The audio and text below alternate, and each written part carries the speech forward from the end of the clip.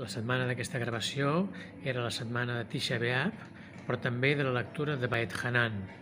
I la lectura de Vaet Hanan comença amb una petició de Moisès al Creador. Tota petició, com s'ha d'estructurar? Doncs bé, en general, una petició al Creador s'ha d'estructurar de la següent manera. Ha d'haver-hi 3 etapes, 3 fases.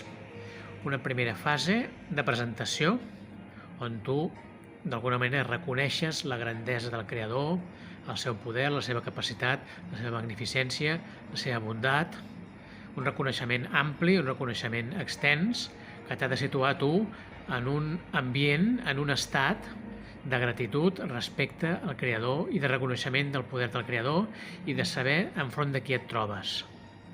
Aquesta és la primera fase, una fase de reconeixement i presentació.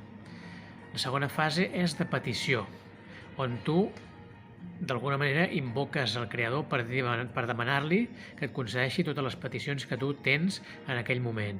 Peticions que poden tenir una importància petita, aparentment, o una importància molt gran, que poden ser fàcils de complir o que poden ser molt difícils, aparentment impossibles de complir. Totes serveixen, totes valen i totes el Creador, evidentment, les pot complir com a totpoderós que és.